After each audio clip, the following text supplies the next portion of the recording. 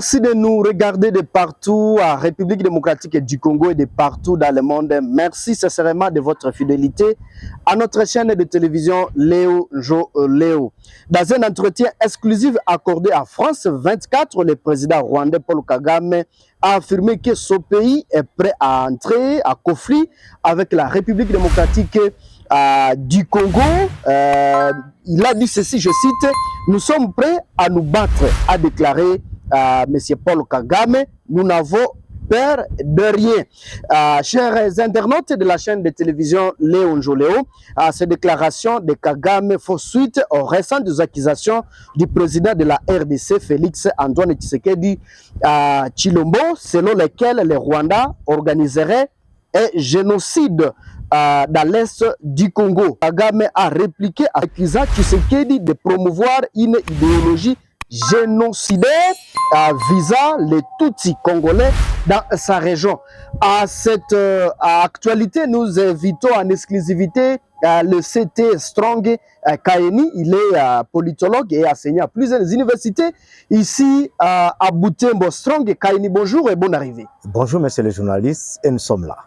Oui, Strong Kaini, vous avez suivi avec attention et intérêt les propos de M. Kagame sur France 24, où il a parlé qu'en tout cas, il a déclaré qu'il est prêt à battre ou à faire la guerre contre la République démocratique du Congo. Selon vous, comment vous analysez ces propos de M. Paul Kagame?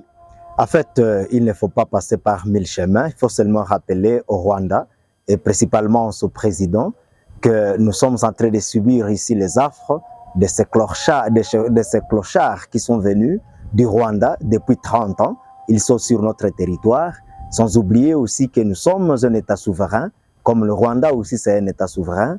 Le Congo a aussi son pouvoir, il a ses institutions.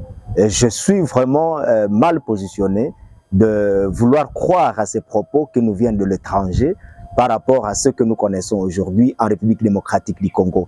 Monsieur Kagame, le président du Rwanda, il doit d'abord savoir que son pays, c'est un pays agresseur en République démocratique du Congo, un pays qui nous a déversé ses clochards jusqu'à aujourd'hui. Nous continuons à vivre les affres de guerre et de sécurité parce qu'il y a des clochards rwandais qui sont venus depuis 30 ans. Et nous devons encore noter une fois que monsieur qui nous parle, monsieur Kagame, c'est quelqu'un qui a aussi été accusé en quelque sorte dans le massacre, le tuerie ou le bombardement de l'avion de l'ex-président du Rwanda, Habyarimana à l'époque, et que donc ce qu'il est en train de dire, ce sont peut-être des chantages, et cherchant seulement à justifier son agression en République démocratique du Congo.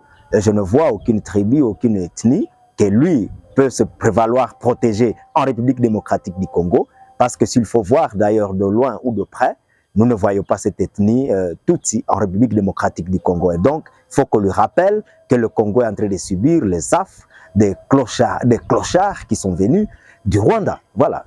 Oui, selon lui, en tout cas, il est prêt à faire une guerre sérieuse contre la République démocratique du Congo. Pensez-vous que vraiment il va réussir ou qu'est-ce qu'on peut faire aussi, qu'est-ce que le Congolais peut faire à Paul Kagame? Moi, je crois que le président Kagame, il a beaucoup de notions autour de ce que nous apprenons dans le droit international et il est informé et heureusement que c'est aussi un acteur politique, il est aussi sur scène et que c'est un président qui n'est pas aussi à ses premières années, mais il est peut-être à ce que nous appelons le crépuscule de ses années au pouvoir au Rwanda. Et donc, ce que nous devons seulement répliquer, c'est de lui demander d'être sérieux, mais aussi de considérer la République démocratique du Congo comme un État souverain. Nous avons une constitution qui nous régit, et c'est la constitution qui donne le pouvoir à tout Congolais, à ce pouvoir et à ses dirigeants, à pouvoir se protéger contre tout ennemi qui vient de l'ennemi. Et je crois que ça sera aussi une occasion de donner la leçon au Rwanda, parce que depuis très longtemps, ce Rwanda se joue de la République démocratique du Congo et ses institutions. Et nous allons devoir lui rappeler que l'histoire des Rwandais en République démocratique du Congo, ou même l'histoire du Rwanda comme Rwanda à l'époque, date de très longtemps, et peut-être au-delà même d'un siècle. et qu'au jour le jour, nous ne cessons d'apprendre cette histoire. Et c'est une histoire qui, de temps à autre, peut encore nous interpeller à ce jour que nous vivons l'insécurité, tout à fait d'insécurité venant du Rwanda. Et ce que le Rwanda, s'il peut encore dire aujourd'hui, par le biais de ce président qu'il est prêt à attaquer la République démocratique du Congo, nous allons dire qu'ils sont en train de se tromper de cible, parce que la République démocratique du Congo est souveraine et elle a toute sa souveraineté à partir du soubassement de clauses de la Constitution, et nous ne manquons pas des institutions pour faire face à toutes sortes de menaces, car bien même aujourd'hui, nous semblons donner l'image de paix et de concorde sans faire pression à quiconque qui nous agresse, mais d'un moment à l'autre, ça sera une occasion de nous faire une leçon qu'il ne faut plus jamais agresser un pays souverain comme la République démocratique du Congo. Parlez-nous réellement, qu'est-ce que M. Kagame vise à la République démocratique du Congo pour qu'il soit, en tout cas à la base du génocide qui se passe ici à l'Est? En fait, ce que vous devez savoir, c'est que la politique, au travers de son président, la politique rwandaise, au travers de son président Paul Kagame, qui joue effectivement une politique hégémonique, il voudrait bien sans doute tout d'abord piller systématiquement cette République démocratique du Congo. C'est donc, il vient aussi pour la guerre économique, mais aussi il voudrait avoir un espace aussi où il peut exercer sa politique, et cela au nom de l'impérialiste, parce que nous savons que la guerre que Kagame mène en République démocratique du Congo, c'est une guerre par procuration, et c'est une guerre que nous subissons par procuration.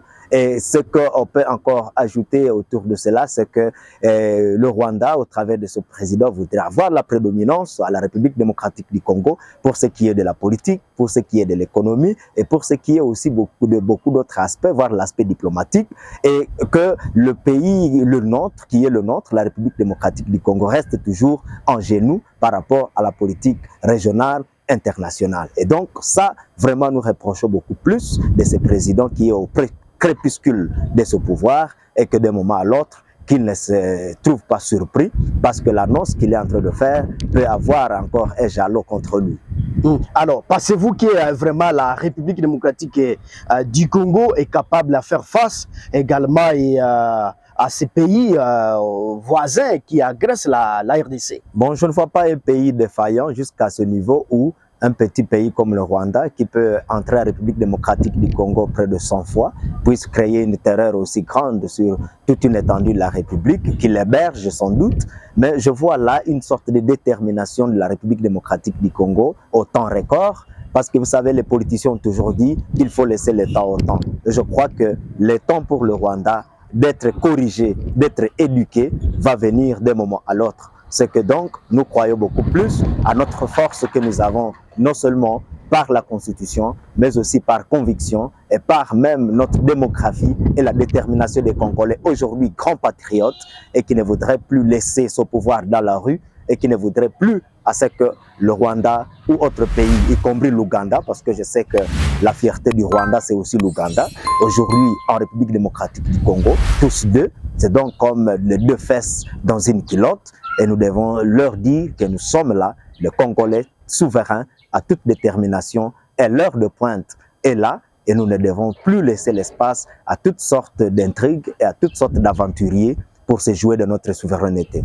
Oui, en tout cas, Strong Kaini, avez-vous un message particulier à adresser donc aux Congolais qui vous suivent de la diaspora maintenant là? Je vais demander à tous les Congolais, d'une façon générale, à toute la nation congolaise, ceux qui sont au niveau de la diaspora et ceux qui sont sur le territoire congolais, de rester toujours en alerte, parce qu'avec de telles provocations, tout Congolais doit se sentir déjà visé par cet esprit hégémonique du Rwanda, et esprit orgueilleux du Rwanda, et esprit destructeur de notre pays. Et nous croyons qu'avec la cohésion que nous pouvons juste manifester à l'égard de ce genre d'agissement, nous devons agir comme responsables et souverains.